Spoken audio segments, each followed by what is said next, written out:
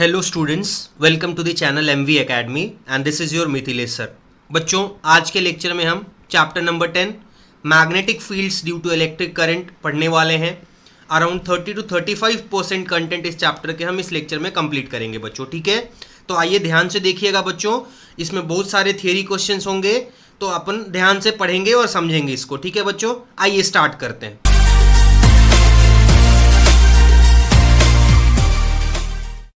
देखिए बच्चों, ध्यान दीजिएगा। पहला क्वेश्चन जो हमको इसके ऊपर रहता है, अगर हम मैग्नेटिक फील्ड स्टार्ट करते हैं तो मैग्नेटिक फोर्स क्या होता है बच्चों, ठीक है। सो मैग्नेटिक फोर्स को है ना, यहाँ पे हम देखो ध्यान से, मैग्नेटिक फोर्स कभी भी अगर आप कहीं पे भी इलेक्ट्रिक फील्ड और मैग्नेटिक फील्ड दोनों रहेगा बच्चों ना, तो इनके कॉम्बिनेशन ऑफ फोर्सेस को है ना अपन लॉरेंज फोर्स बोलते हैं, ठीक है। सो अभी ध्यान देना, मैग्नेटिक फोर्स हेडिंग में मैंने एक क्वेश्चन लिखा है बच्चों कि what is Lorentz force, obtain an equation of Lorentz force law, ठीक है। तो अब ध्यान से देखिएगा, लॉरेंज फोर्स हमको क्या बोलता है बच्चों, when a charge particle moves through a region in which both electric and magnetic fields are present. अगर कोई चार्ज पार्टिकल ऐसे रीजन से मूव करता है जहां पे दोनों फील्ड प्रेजेंट हो, कौन कौन, इलेक्ट्रिक फील्ड भी होने चाहिए और मैग्नेटिक फील्ड भी होने चाहिए, देन द नेट फोर्स, जो टोटल फोर्स होता है बच्चों experienced by that charge particle, वो क्या होगा, it is equal to the sum of electrostatic force and magnetic force and is called as Lorentz force, ठीक है।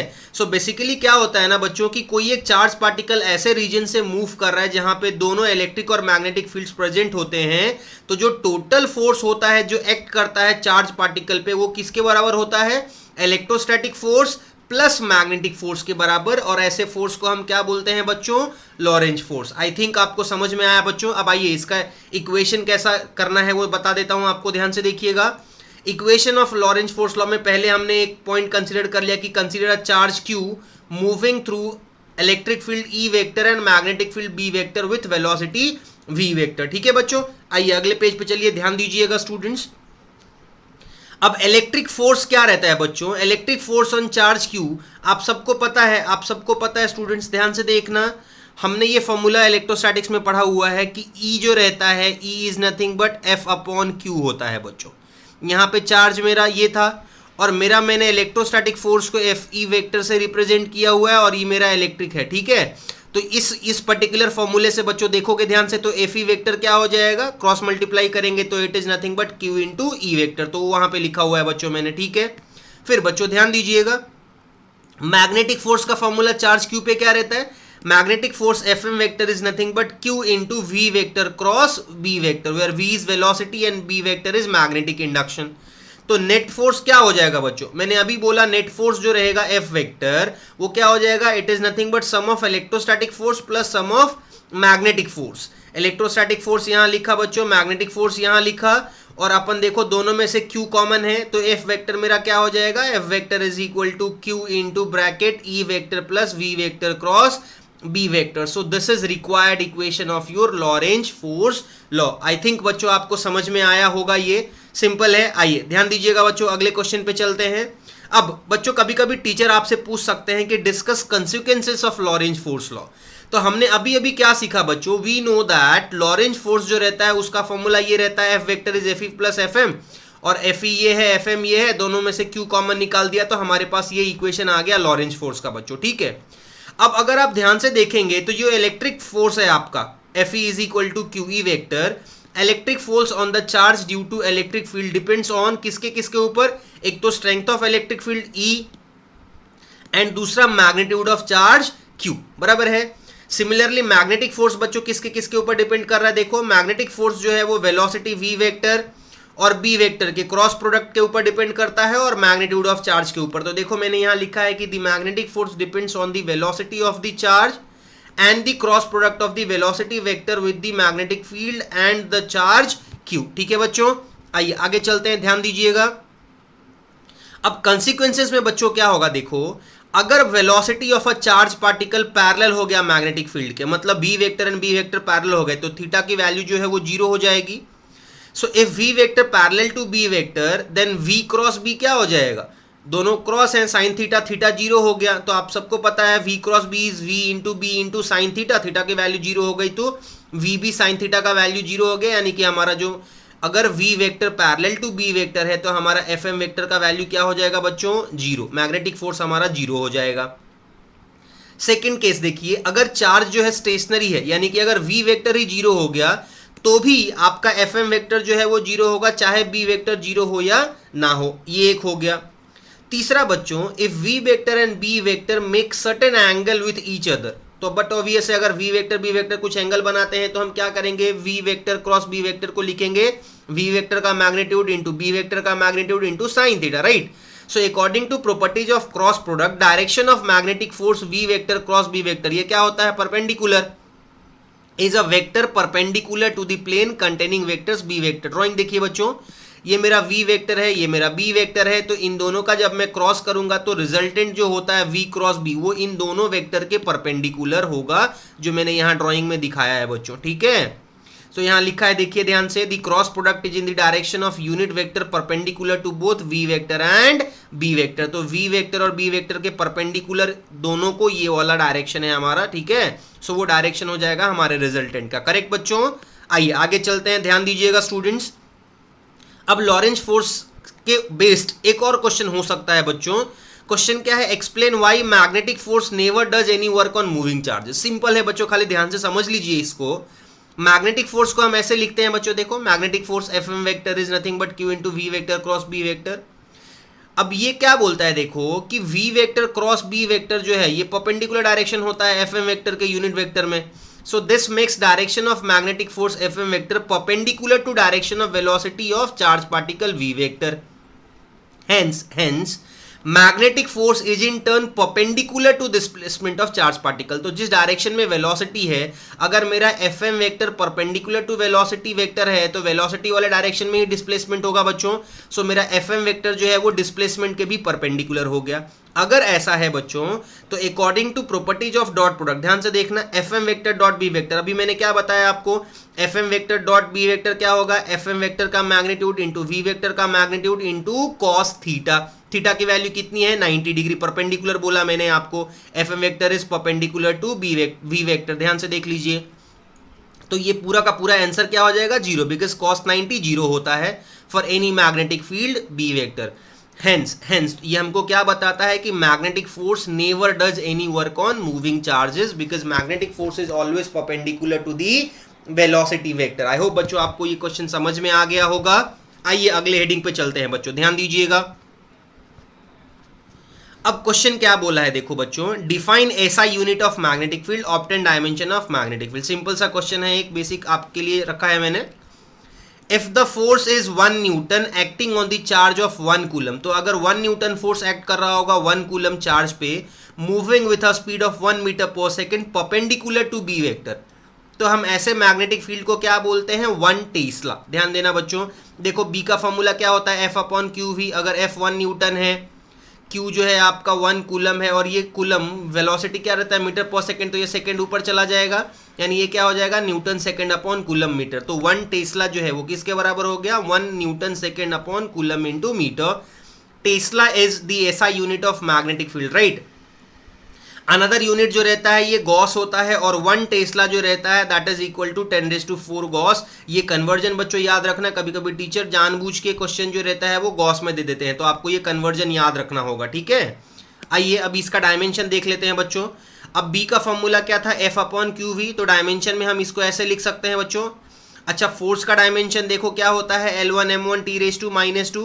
क्यू का डायमेंशन क्या होता है, देखिए L0 M0 T1 A1, और आपका वेलोसिटी मीटर पर सेकेंड, उसका ये हो गया डायमेंशन, ठीक है बच्चों।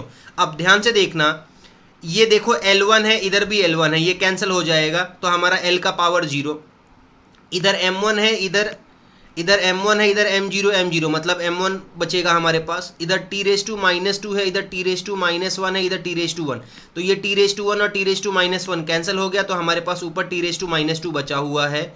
और ये देखो A⁻1 जब ऊपर जाएगा तो A⁻1 हो जाएगा, मतलब हमारे पास मैग्नेटिक फील्ड इंडक्शन का डायमेंशन क्या मिला, L0 M1 T⁻2 A⁻1। This is required dimension of magnetic field या magnetic field induction. I hope बच्चों आपको ये वाला क्वेश्चन भी समझ में आया, सिंपल क्वेश्चन था। आइए आगे चलते हैं बच्चों, ध्यान दीजिएगा। ओके, अब बच्चों ध्यान से देखना, साइक्लोट्रॉन मोशन इंपॉर्टेंट है। इमेजिन करो बच्चों कि एक चार्ज पार्टिकल जो है एक मैग्नेटिक फील्ड में सर्कुलर मोशन अंडरगो कर रहा है, ठीक है। तो देखो मैंने लिखा है कि in a magnetic field cyclotron motion आपको बच्चों एक्सप्लेन करना है, और उसमें हम एक साइक्लोट्रॉन फॉर्मूला डिराइव कर लेंगे, ठीक है। सो मैंने देखो ध्यान से लिखा है कि in a magnetic field a charge particle undergo circular motion. तो कोई भी चार्ज पार्टिकल है अगर वो मैग्नेटिक फील्ड में मूव करता है तो वो सर्कुलर मोशन अंडरगो करेगा। तो इमेजिन कर लीजिए कि एक पार्टिकल है with charge q moving with a speed v and a uniform magnetic field b vector is directed into the plane of the paper. तो देखो यहाँ पे बच्चों ध्यान देना, सेंटर में यहाँ पे देखो मैंने क्रॉस बनाया है सर्कल के अंदर, मतलब ये क्या बता रहा है कि यहाँ पे मैग्नेटिक फील्ड इंडक्शन जो है वो परपेंडिकुलर टू द प्लेन है and it's going inside the paper, right. आपका कोई एक चार्ज है जो आप देखो ध्यान से बच्चों एंटी क्लॉकवाइज डायरेक्शन में मूव कर रहा है, यहाँ पे उसकी वेलोसिटी कंपोनेंट मैंने दिखाई हुई है, और ये वेलोसिटी कंपोनेंट के परपेंडिकुलर हमेशा फोर्स लगता है। तो देखो ये आपका मैग्नेटिक फोर्स जो लगेगा चार्ज पार्टिकल के ऊपर वो मैंने दिखाया हुआ है, ठीक है। आई होप बच्चों इतना समझ में आया आपको ड्राइंग। और कैपिटल आर जो है वो मेरा रेडियस हो गया इस सर्कुलर पाथ का, ठीक है। अब बच्चों ध्यान देना, आना आगे। According to Lorentz force law जो मैग्नेटिक फोर्स है पार्टिकल के ऊपर वो किधर एक्ट कर रहा है, सेंटर की तरफ। तो ये क्या प्रोवाइड करेगा आप सबको पता है, इससे सेंट्रीपिटल फोर्स प्रोवाइड होएगी बच्चों, and this force will provide necessary centripetal force to sustain a uniform circular motion. तो हम ऐसा लिख सकते हैं क्या, देखो बच्चों मेरा मैग्नेटिक फोर्स जो है वो किसके बराबर हो गया, सेंट्रीपिटल फोर्स के। So magnetic force is QVB, right, in magnitude, and centripetal force is mv²/r। देखो दोनों साइड एक वेलोसिटी का कंपोनेंट कैंसिल हो जाएगा बच्चों। देखो मैं कट कर देता हूं, तो यहां से ये v और यहां का एक पावर कैंसिल हो जाएगा बच्चों। तो हमारे पास क्या बचेगा देखना स्टूडेंट्स, हमारे पास बचा QB is equal to mv/r। तो यहां से mv जो है मास इंटू वेलोसिटी, इसको हम मोमेंटम भी बोलते हैं, linear momentum. So mv is equal to p is equal to क्या हो जाएगा, ये क्रॉस मल्टीप्लाई कर दिया तो that is equal to QBr, ठीक है बच्चों। और ये जो इक्वेशन मिला इसी इक्वेशन को हम साइक्लोट्रॉन फॉर्मूला बोलते हैं बच्चों, ध्यान रखिएगा इसको। mv is equal to p is equal to QBr, ये वाला जो इक्वेशन रहता है इस इक्वेशन को हम साइक्लोट्रॉन फॉर्मूला बोलते हैं, ठीक है बच्चों। आइए आगे चलते हैं, ध्यान दीजिएगा। एक इंपॉर्टेंट क्वेश्चन है आप लोगों के सामने बच्चों, ध्यान से देखिए, साइक्लोट्रॉन एक्सीलरेटर।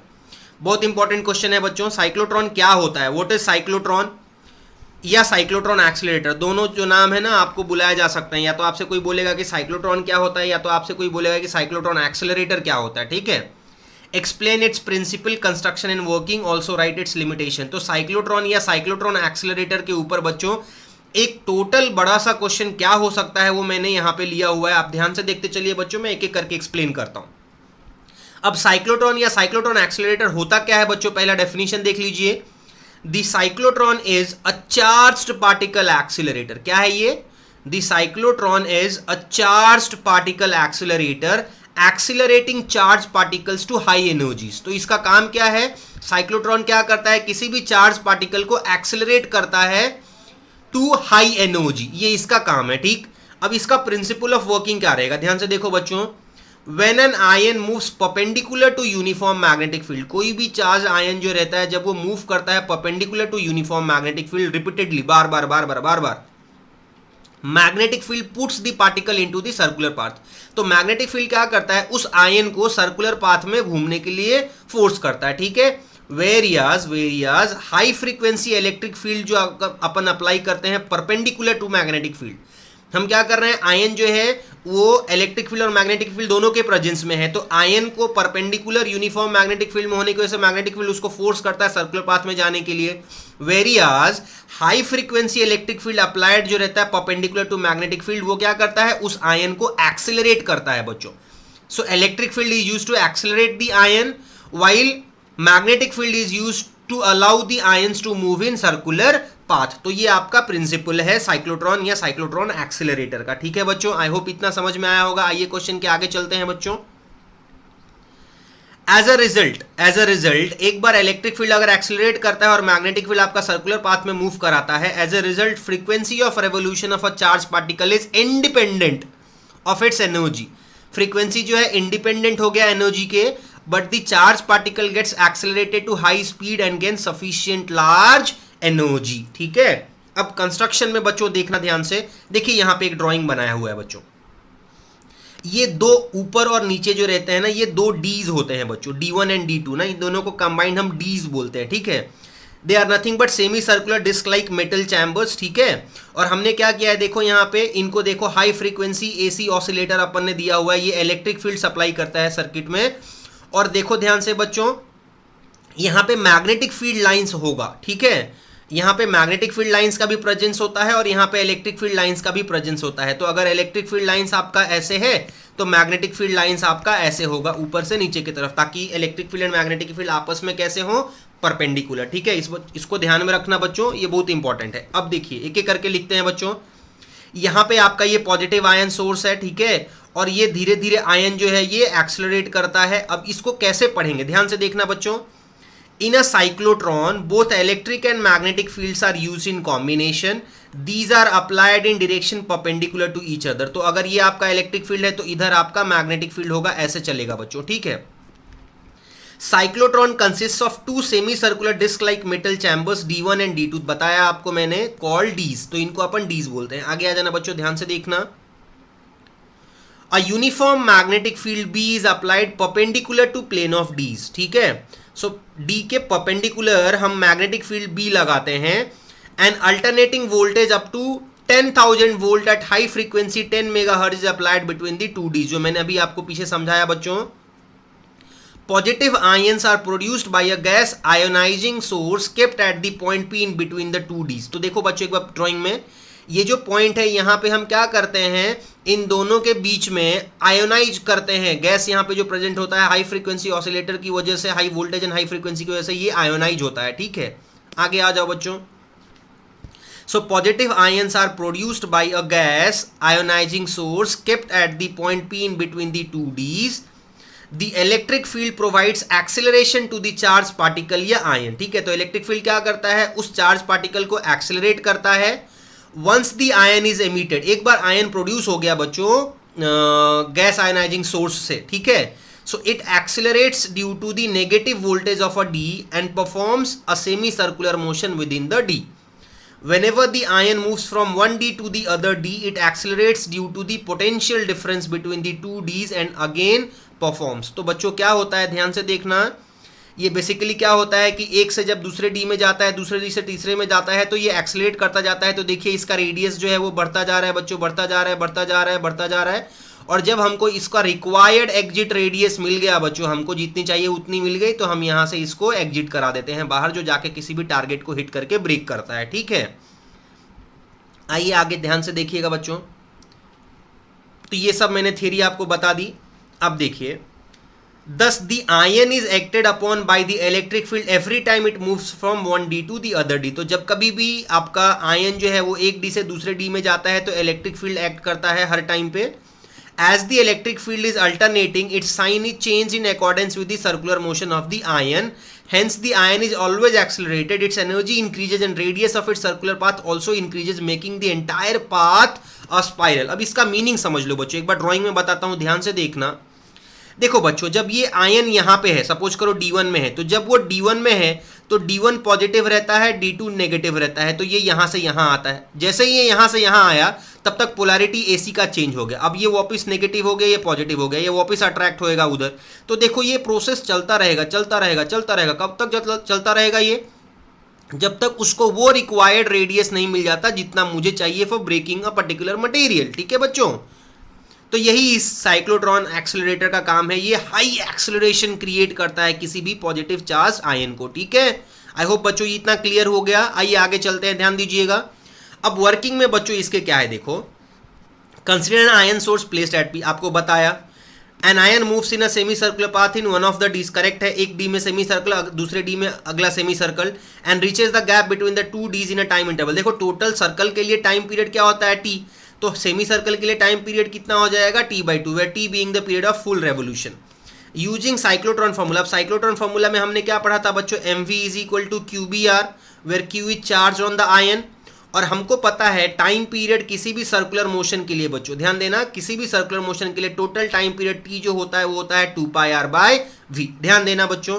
तो अभी ध्यान से देखो, ये आपका equation mv is equal to Q B R, यहां से हम वेलोसिटी निकाल सकते हैं। वेलोसिटी कितना हो जाएगा, Q B R by M बच्चों इक्वेशन 1 से, और वो यहां पे हम लाके पुट कर देंगे। आइए अगले पेज पे देखिए बच्चों। सो देखिए टी क्या हो गया, 2 पाई आर अपॉन वी के जगह पे मैंने क्या लिख दिया, Q B R upon M from equation 1 बच्चों। ठीक है, ये m जो है ये पलटी करके ऊपर चला जाएगा स्टूडेंट्स। तो देखिए ये ऊपर आ गया और यहाँ का r और यहाँ का r बच्चों कैंसिल हो जाएगा। आइए देखिए मैं कट कर देता हूँ बच्चों आप लोगों के लिए। सो ये r और ये r जो है ये कट हो गया स्टूडेंट्स। तो जब ये कट कर दिया हमने तो अब हमारे पास क्या बचा, t is equal to 2 pi M upon Q B. ठीक है, so this is time period for complete revolutions, complete circle के लिए बच्चों। अगर सेमी सर्कल के लिए बोला तो वहां से 2 हम एलिमिनेट कर देंगे, तो t बाई 2 जो है वो हो जाएगा pi M upon Q B for semi circle. ठीक है, अब द फ्रीक्वेंसी ऑफ रेवोल्यूशन या साइक्लोट्रॉन फ्रीक्वेंसी, दोनों में से कुछ भी बोलो बच्चों इसको, is given as f c किसके बराबर हो जाएगा, रेसिप्रोकल ऑफ टाइम पीरियड यानी 1 अपॉन टी, यानी ये हो जाएगा Q B upon 2 pi M. ये कंप्लीट सर्कुलर मोशन के लिए है बच्चों। ठीक है, अब थोड़ा ध्यान देना, the frequency of applied voltage जो एफ ए से मैंने डिनोट किया है between 2 dees is so adjusted that the polarity of 2 Ds is reversed as the ion arrives at the gap after completing one semicircle। हम जो applied voltage use करते हैं उसकी फ्रीक्वेंसी जो रहती है, उस फ्रीक्वेंसी को हम इस तरीके से एडजस्ट करते हैं कि जब वो गैप पे आए तो पोलैरिटी जो है वो चेंज हो जाए। ठीक है, इस कंडीशन को हम बोलते हैं F A equal to F C. This condition F A is equal to F C जो है आपका कौन सा है, applied voltage frequency is equal to cyclotron frequency. इसको हम बोलते हैं रेजोनेंस कंडीशन बच्चों, याद रखना इसको। ठीक है, इंपॉर्टेंट है। आइए आगे चलते हैं। The ions do not experience any electric field while they travel within the D। तो D के अंदर जो है उनको इलेक्ट्रिक फील्ड नहीं फील होगा, तो उनको फील कहाँ होता है, बिटवीन द गैप। ध्यान देना बच्चों। So their kinetic energy increases by electron volt every time they cross over one D to the other D, where V is potential difference across the gap।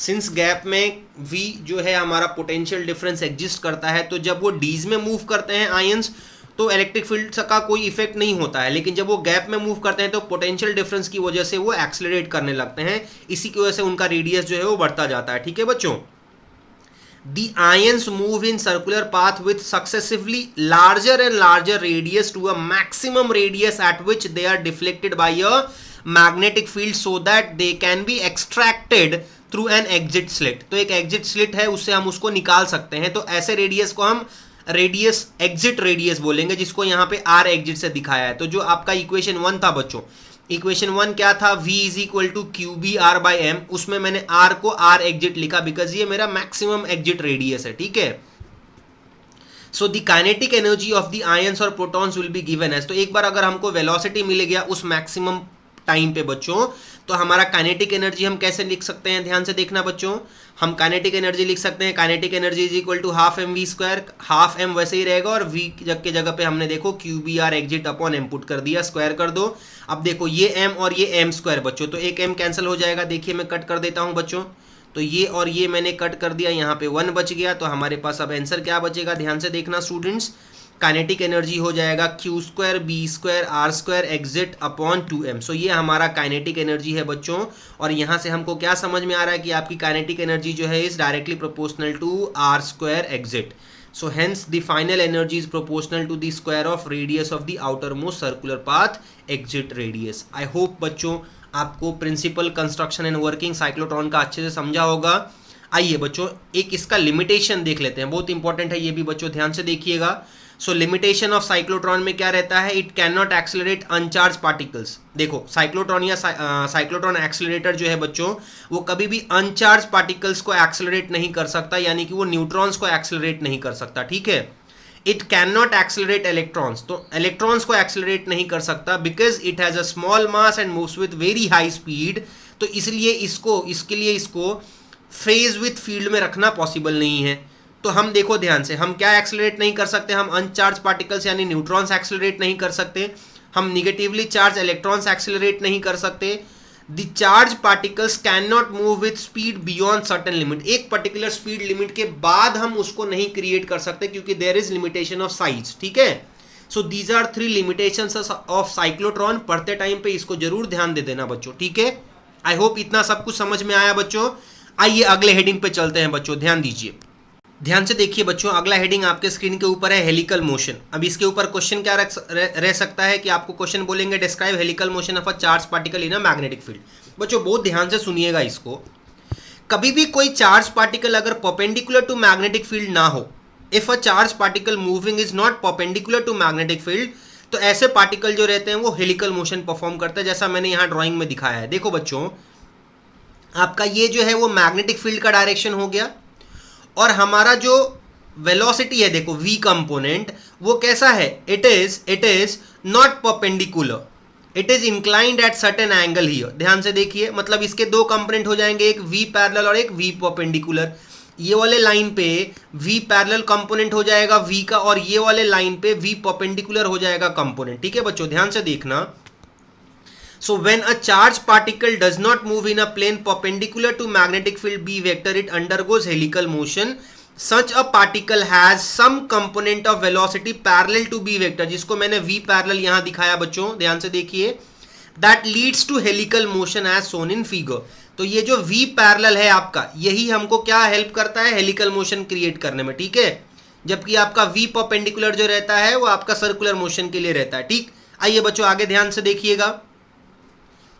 Since a component V parallel is parallel to B vector, the magnetic force Fm vector will be, देखो Fm vector क्या हो जाएगा, V parallel cross B vector, यानी VB sin theta, theta कितना हो जाएगा, parallel है तो 0 डिग्री, यानी कि ये आंसर हो गया 0। Hence V parallel will not be affected and the particle will move along the direction of B vector। ठीक है, at the same time the perpendicular component of the velocity V perpendicular leads to circular motion, making Fm vector is equal to V perpendicular vector cross B vector, नहीं हो जाएगा VB into sine theta, theta कितना हो जाएगा 90 degree, because velocity component perpendicular है B vector के, sine 91 होता है, इसलिए हमारे पास कितना बच जाएगा VB। ठीक है, this acts as necessary centripetal for circular motion के लिए। As a result the particle moves parallel to field B vector while moving along a circular path perpendicular to B vector, thus the path becomes a helix. तो इसीलिए path क्या बन जाता है बच्चों, helix बन जाता है। आई होप आपको हेलिकल मोशन समझ में आया होगा स्टूडेंट्स, अच्छे से एक बार अच्छे से रिवाइज कर लेना बच्चों इसको। ठीक है, आइए आगे चलते हैं अगले हेडिंग पे बच्चों, थोड़ा ध्यान से देखना इसको और समझना students. Magnetic force on a wire carrying a current. देखो magnetic force on a wire carrying a current के ऊपर अपने पास दो हेडिंग हो सकते हैं बच्चों क्वेश्चन के, एक जब वायर स्ट्रेट हो, स्ट्रेट वायर के लिए, और एक वायर जब आर्बिट्ररीली शेप्ड हो। सो स्ट्रेट वायर के लिए एक क्वेश्चन हमारा रहेगा और एक क्वेश्चन हमारा क्या रहेगा, आर्बिट्ररीली शेप्ड वायर का। ठीक है, आइए एक एक करके करते हैं बच्चों। तो मैंने स्ट्रेट वायर हेडिंग रखा हुआ है, पहले हम स्ट्रेट वायर का क्वेश्चन ले लेंगे। क्वेश्चन क्या रहता है, derive an expression for magnetic force acting on a straight wire carrying current. बच्चों ध्यान से देखना, यहाँ पे देखो एक ड्राइंग है बच्चों, ये एक स्ट्रेट वायर है, एक स्ट्रेट वायर है बच्चों, इसमें करंट का डायरेक्शन जो है वो देखिए इस तरफ दिया हुआ है, ध्यान से देखना बच्चों, ये करंट का डायरेक्शन है, और ये सर्कल में डॉट डॉट जो रिप्रेजेंट किया हुआ है ये बेसिकली मैग्नेटिक फील्ड है। Direction of magnetic field is perpendicular to the plane and coming outside. ठीक है, coming out of the paper है, और अगर करंट आपका इधर मूव कर रहा है तो आपकी ड्रिफ्ट वेलोसिटी जो रहेगी इलेक्ट्रॉन्स की वो इधर रहेगी, अपोजिट रहता है, बराबर है, सॉरी। ठीक है, वीडी वेक्टर क्या हो जाएगा आपका, वीडी वेक्टर जो है बच्चों ध्यान से देख लेना, वीडी वेक्टर हमारे लिए क्या होगा, यहाँ पे लिखा हुआ नोटेशन में देखो, V D vector is drift velocity of conduction of electrons. ठीक है, ध्यान दे देना बच्चों। अब आइए स्टार्ट करते हैं बच्चों, ध्यान से देखिएगा। Consider a straight wire of length L as shown in figure.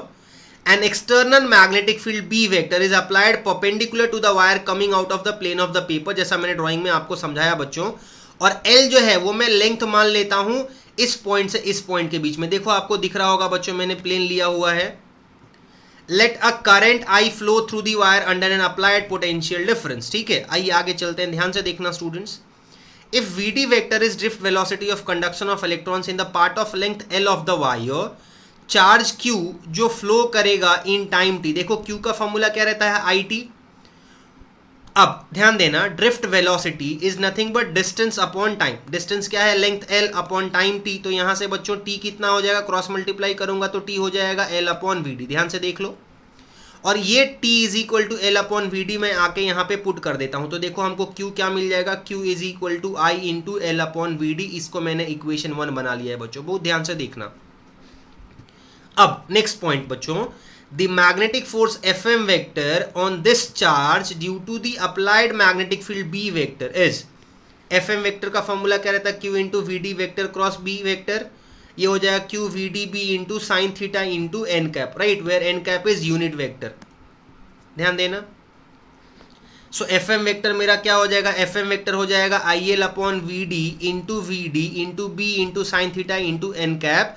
और ये देखो वी डी और वी डी जो है वो बच्चों कैंसिल हो जाएंगे। आई होप आपको ये समझ में आया बच्चों। चलिए कट कर देता हूँ इसको, तो ध्यान से देखिएगा, ये मेरा वी डी और ये मेरा वी डी जो है वो कट हो गया बच्चों। तो हमारे पास क्या बचेगा, देखिए एफ एम वेक्टर जो है that is equal to I L B sine 90 degree into N cap, where N cap is a unit vector perpendicular to both B vector and B vector. तो एन कैप हमारा क्या है, unit vector perpendicular to both B vector and V D vector in the direction of F M vector, ठीक है। सो हमारा F M vector क्या हो जाएगा, I L B into N cap, ठीक। This is the magnetic force acting on the portion of the wire having length L. तो जो length L है वायर का, उस पोर्शन में हमारा जो फोर्स एक्ट कर रहा है वो क्या होगा, F M vector is equal to I L B into N cap. Magnitude के टर्म्स में बात करेंगे तो हम सीधा F M is equal to I L B लिख सकते हैं बच्चों, ठीक है। आइए आगे चलते हैं, ध्यान दीजिएगा students. So if B vector is not perpendicular, अगर परपेंडिकुलर नहीं हो, परपेंडिकुलर होगा तो मैंने बता दिया आपको, लेकिन अगर परपेंडिकुलर ना हो, if B vector is not perpendicular to the wire, then magnetic force is given as F M vector is equal to I into L vector cross B vector, where L vector is the length vector directed along the portion of the wire of length L. I hope बच्चों ये clear हो गया question आप सब लोगों को। आइए अगले हेडिंग पे चलेंगे बच्चों, ध्यान देना। सो हमने स्ट्रेट वायर कर लिया बच्चों, we are done with straight wire, ठीक है। अब हम आते हैं आर्बिट्रली शेप्ड वायर पे बच्चों, ध्यान से देखिए। स्ट्रेट वायर का हो गया हमारा, अब हम आर्बिट्रली शेप्ड वायर पे आ रहे हैं बच्चों। इसके क्वेश्चन क्या रहेंगे, derive an expression for magnetic force acting on an arbitrarily shaped wire assuming relation for a straight wire.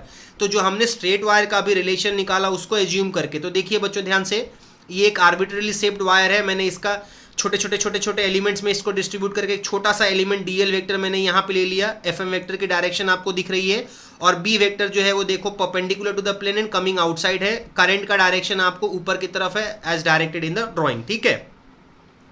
So consider a segment of infinitesimal length DL along the wire as shown in figure. बताया आपको, if I is the current flowing, the magnetic force due to perpendicular magnetic field B vector coming out of the plane of the paper is given by, ध्यान से देखिए आइए।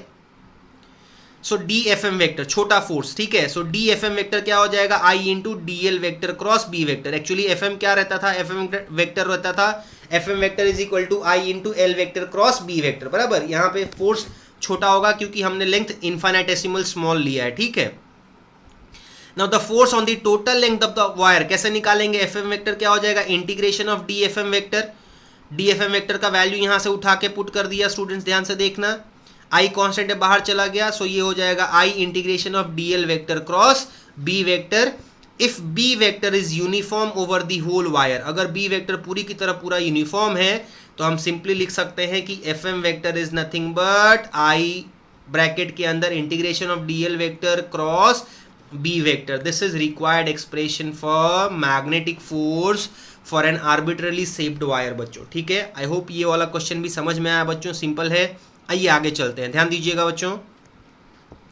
अब ये heading देखो बच्चों, force on a close circuit in a magnetic field. कोई भी क्लोज सर्किट रहेगा उसके ऊपर अगर हमको फोर्स निकालना है, मैंने एक क्वेश्चन आप लोगों के लिए रखा है, देखो बच्चों। So that for uniform magnetic field force on a close circuit is zero assuming relation for magnetic force on arbitrarily shaped wire.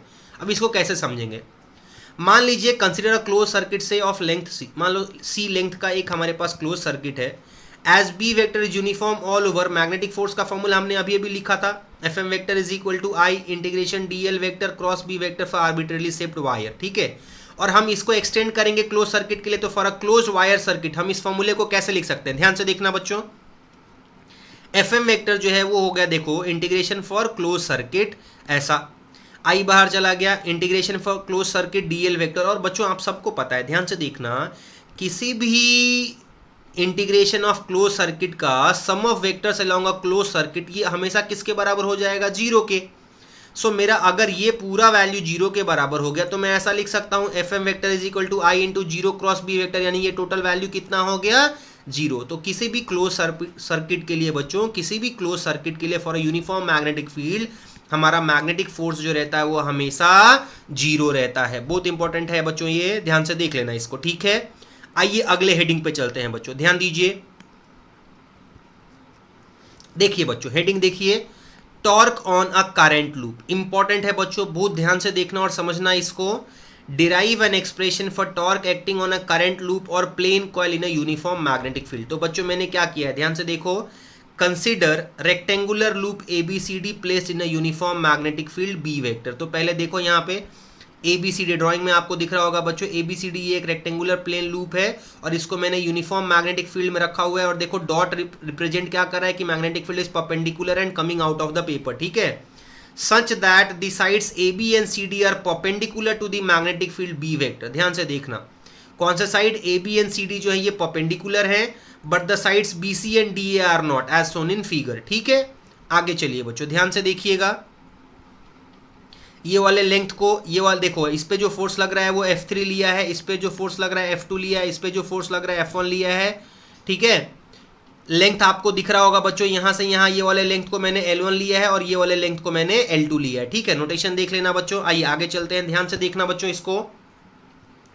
The force F4 on side BC will be, BC के ऊपर जो force होगा बच्चों वो कितना हो जाएगा, I into L2 into B into sine 90 minus theta. ध्यान से देखना बच्चों, एक बार पीछे आ जाओ। ये जो F फोर्स है ना इसके ऊपर, इस पे फोर्स क्या हो जाएगा, सिंस ये परपेंडिकुलर आपको दिख रहा होगा ड्राइंग में बच्चों, वो परपेंडिकुलर नहीं है, वो थोड़ा ऐसा इंक्लाइंड होगा, आपको बोला हुआ है कि BC and DA are not perpendicular, ठीक है। तो इसके ऊपर जब मैं फोर्स लिखूंगा ये मेरा क्या हो जाएगा बच्चों, इसका लेंथ है L2 बराबर है, मैग्नेटिक फील्ड B है आपका। तो देखिए मैंने फोर्स क्या लिखा है बच्चों, F4 vector is current I into length L2 into B into sine 90 minus theta, ठीक है। The force F2 vector on side DA will be equal and opposite to force F4 vector and both act along the same line. Hence, F2 vector and F4 vector will cancel out each other. Drawing में समझ लो बच्चों। देखो F2 vector और F4 vector दोनों का direction जो है वो सेम लाइन पे है पर अपोजिट है, बराबर है, सेम लाइन पे है पर अपोजिट है, तो दोनों की मैग्नीट्यूड इक्वल एंड अपोजिट है बोल के वो दोनों आपस में कैंसिल हो जाएंगी। सो F2 vector and F4 vector cancel हो गया, हमारे पास F1 वेक्टर और F3 वेक्टर जो है वो बचेंगे, ठीक है, ध्यान देना। तो ये मैंने यहाँ पे लिखा हुआ है बच्चों, जो आपको मैंने समझाया कि F2 vector and F4 vector will cancel out each other. The magnitudes of forces F1 vector and F2 vector on sides CD and AB will be, अब ये क्या होगा, देखो लेंथ तो L1 है, so I L1B into sin 90 because they are perpendicular to the magnetic field, इसीलिए theta की जगह पे हमने क्या लिखा, sin 90 डिग्री। sin 91 होता है, मतलब मेरा ये फोर्स का मैग्नीट्यूड कितना हो जाएगा F1 वेक्टर और F3 वेक्टर का I L1B, जो यहाँ पे मैंने लिखा हुआ है बच्चों, बहुत ध्यान से देखना। These two forces do not act along the same line and hence they produce a net torque। तो ये क्या प्रोड्यूस कर रहे हैं, नेट टॉर्क प्रोड्यूस कर रहे हैं बच्चों, ठीक है। अब आइए आगे ध्यान दीजिएगा बच्चों, आगे चलते हैं। This torque results into rotation of the loop so that the loop is perpendicular to the direction of magnetic field B vector, ठीक है। तो यहां ड्राइंग में देखना बच्चों, F1 vector F3 vector act हो रहा है और ये इसको क्या करेगा, रोटेशन क्रिएट करेगा इसमें, मोमेंट ऑफ आर्म। ध्यान से देखना बच्चों, ये टोटल लेंथ L2 है, बराबर है, this total length is L2, तो ये वाला लेंथ भी L2/2 हो जाएगा, ये वाला लेंथ L2/2 हो जाएगा, ये एंगल आपका थीटा है, तो ये वाला एंगल आपका 90 माइनस थीटा हो गया बच्चों, ध्यान से देखना। So if this is theta and this is L2/2, तो बच्चों ये क्या हो जाएगा, this will be nothing but, ये ध्यान से देखना, this is nothing but L2/2 sine theta and this is L2/2 cos theta बच्चों, ठीक है। So now the moment arm is half L2 sine theta about the central axis of the loop, मैंने बताया आपको, right. Hence torque tau due to forces F1 vector and F3 vector will be, tau देखो, tau क्या हो जाएगा, एक तो F1 vector दूसरा तो F2 वेक्टर, और कहां से, सेंट्रल एक्सिस से। तो सेंट्रल एक्सिस से आर्म लेंथ कितना हो जाएगा, देखो टॉर्क होता है magnitude of force into perpendicular distance. So magnitude of force is I L1B दोनों के लिए बच्चों, और दोनों के लिए परपेंडिकुलर डिस्टेंस जो है आपका मोमेंट आर्म वो कितना हो जाएगा, half into L2 sine theta. ध्यान से देख लेना बच्चों। तो जब आप इसको मल्टीप्लाई करोगे इन दोनों को, देखो क्या बच जाएगा, ये अगले पेज पे ध्यान देना, ये हो जाएगा, देखो ध्यान से बच्चों एक बार, ये देखो I L1 L2 B sin theta upon 2, ये भी है I L1 L2 B sin theta upon 2, दोनों हाफ है ना बच्चों, तो हाफ प्लस हाफ कितना 1 हो जाता है, इसीलिए वो हाफ और हाफ चला गया, तो हमारे पास क्या बचेगा I L1 L2 B sin theta. ध्यान देना बच्चों, देखो यहां पे लिखा हुआ है tau is equal to I L1 L2 B sin theta, ठीक है। Now if the current carrying loop is made up of multiple turns, अगर n नंबर ऑफ टर्न्स होते बच्चों, तो हम ये टाउ डैश जो है वो हमारा क्या हो जाता है n into tau, that is n into I L1 L2 B sin theta, और L1 इंटू L2 क्या हो जाता है एरिया ऑफ रेक्टेंगुलर लूप, तो हमारा टाउ डैश क्या बन जाता है NIA into B sin theta, where A is area enclosed by coil and A is equal to L1 L2, ठीक है बच्चों। और ये जो हमको इक्वेशन मिला, this equation and this equation, the above equation holds good for all flat और planar coils irrespective of their shape in a uniform magnetic field. तो किसी भी के लिए जाओगे अगर कैलकुलेट करने आपका इररेस्पेक्टिव ऑफ देयर शेप, तो आपको हमेशा टॉर्क का फॉर्मूला जो है बच्चों वो यही मिलेगा, ठीक है। आई होप बच्चों आपको ये वाला कंटेंट भी समझ में आया, ठीक है। आइए अगले हेडिंग पे चलते हैं बच्चों, ध्यान दीजिए। ओके बच्चों ध्यान देना, अगला हेडिंग आपके स्क्रीन के ऊपर है moving coil galvanometer. Moving coil galvanometer important है बच्चों, ध्यान से देखिए। अच्छा, इसका क्वेश्चन क्या हो सकता है, state and explain principle construction and working of moving coil galvanometer, short में हम इसको MCG भी बोलते हैं, with a neat label diagram, ठीक है। सबसे पहले इसका प्रिंसिपल देख लेते हैं बच्चों। When a coil carrying an electric current is suspended in a uniform magnetic field, कोई एक कॉयल है अगर वो करंट कैरी कर रहा है और ऐसे किसी कॉयल को हम अगर सस्पेंड करते हैं in a uniform magnetic field, a torque acts on it, तो ऐसे कॉयल के ऊपर टॉर्क एक्ट करता है। This torque tends to rotate the coil about the axis of suspension so that the magnetic flux passing through the coil is maximum. I hope बच्चों समझ में आया प्रिंसिपल आपको। कभी भी कोई कॉयल कैरिंग करंट को अगर हम फ्रीली सस्पेंड करते हैं यूनिफॉर्म मैग्नेटिक फील्ड में, तो उसके ऊपर एक टॉर्क लगता है और ये टॉर्क जो है वो रोटेट करता है कॉयल को about the axis of suspension so that the magnetic flux passing through the coil is maximum, ठीक है। आइए अगले पेज पे चलते हैं बच्चों, ध्यान से देखिए। अच्छा, कंस्ट्रक्शन में बच्चों इसका ड्राइंग देखना, देखो यहाँ पे मैंने दो ड्राइंग, ये आपका फ्रंट व्यू होता है मूविंग कॉइल गैल्वेनोमीटर का और ये आपका टॉप व्यू है। टॉप व्यू में देखोगे तो ये आपका एक नॉर्थ साउथ पोल है, ठीक है। ये आपका आयन कोर हो गया बच्चों, सर्कुलर सिलिंड्रिकल, और ये आपका मूविंग कॉइल है, ठीक है। और ये फ्रंट व्यू में देखेंगे बच्चों तो ये आपका देखो मिरर है, ये अपर सस्पेंशन वायर है, ठीक है। और हम इसको कनेक्ट करते हैं इस कॉइल को, ठीक है। और ये आपका हेलिकल सस्पेंशन या लोअर सस्पेंशन होता है, ये आपके मैग्नेट्स हो गए बच्चों, ठीक। और ये आपका iron core, stationary iron core हो गया। So moving coil galvanometer MCG consists of a coil of several turns mounted or suspended, pivoted in such a way that it can freely rotate about a fixed axis in a radial uniform magnetic field, ठीक है। A soft iron cylindrical core makes the field radial and strong। तो जो soft iron core है बच्चों, यहाँ पे ध्यान देना, ये जो soft iron core है यहाँ पे जो रेड कलर से दिख रहा है, ये क्या करता है, a soft iron cylindrical core makes the field radial and strong हमेशा, ठीक है। अब इसका वर्किंग में देखो बच्चों, the coil rotates due to a torque acting on it as the current flows through it, ठीक है। कॉयल क्यों रोटेट करता है, क्योंकि करंट फ्लो कर रहा है और उसके ऊपर टॉर्क लगता है, और ये टॉर्क जो डिफ्लेक्ट कर रहा होता है, इस टॉर्क को हम फॉर्मूले में कैसे लिखेंगे, it is nothing but n into I into A into B sine theta, where N is total number of turns, I is current through the coil, A is area of the coil, B is magnetic induction, and theta is angle between what? It is angle between B magnetic field, right? and your, ध्यान से देख लेना बच्चों यहाँ पे drawing में, ये आपकी जो मैग्नेटिक फील्ड रहती है, ये यहाँ पे आपका थीटा जो है वो एंगल हो गया आपका ये वाला और आपकी मैग्नेटिक इंडक्शन के बीच में, ठीक है। आइए ध्यान देना बच्चों, so theta is angle between B and I, ठीक। Here theta is 90 degree as the field is radial, sin theta is sin 90 is 1, तो मेरा टॉर्क जो है वो क्या हो जाएगा, tau is equal to NIA into B हो गया, where A is area of coil, as I said, B is strength of magnetic field, as I said, N is number of turns of the coil, and I is current in the coil, ठीक है बच्चों। आइए आगे चलते हैं, ध्यान देना। Now this torque is counterbalanced by a torque due to a spring fitted at the bottom, so that a fixed steady current I in the coil produces a steady angular deflection phi। बच्चों इसको drawing में समझो पहले एक बार ध्यान से। ये नीचे देखो आपका ये हेलिकल सस्पेंशन है ना, तो ये क्या करता है, जब आपका डिफ्लेक्टिंग टॉर्क BINA या NIAB जब लग रहा होता है, इसके अपोजिट यहाँ पे ये जो स्प्रिंग लगा हुआ है ये क्या करता है, एक अपोजिट टॉर्क लगाता है, ठीक है, काउंटर बैलेंस करने के लिए। तो अब क्या होगा, देखो बच्चों हम क्या लिख रहे हैं कि ये जो काउंटर बैलेंसिंग टॉर्क है ये किसके ऊपर डिपेंडेंट है, ये एंगुलर डिफ्लेक्शन फाई के ऊपर डिपेंडेंट है। Larger the current is, larger is the deflection and hence larger is the torque due to the spring. So if the deflection is phi, then the restoring torque due to spring is equal to K into phi, where K is torsional constant of spring. तो मेरा अगर ध्यान से देखो, अगर हम इसको uniform equilibrium के लिए जा रहे हैं तो हमारा जो डिफ्लेक्टिंग टॉर्क होगा और जो हमारा रिस्टोरिंग टॉर्क होगा ये दोनों इक्वल होंगे, ठीक है। सो मैंने लिखा K into phi is equal to NIA into B, ठीक। अगले पेज पे देखो बच्चों, सो यहाँ से डिफ्लेक्शन फाई क्या हो जाएगा, it is NAB upon K into I. यहाँ से हम ये बता सकते हैं कि हमारा डिफ्लेक्शन फाई जो है is proportional to current I, N constant, A constant, B constant, A K constant, and therefore phi जो है वो डायरेक्टली प्रोपोर्शनल टू आई हो गया बच्चों, ठीक है। आई होप बच्चों ये समझ में आया होगा आप लोगों को। आइए आगे चलते हैं, ध्यान देना बच्चों।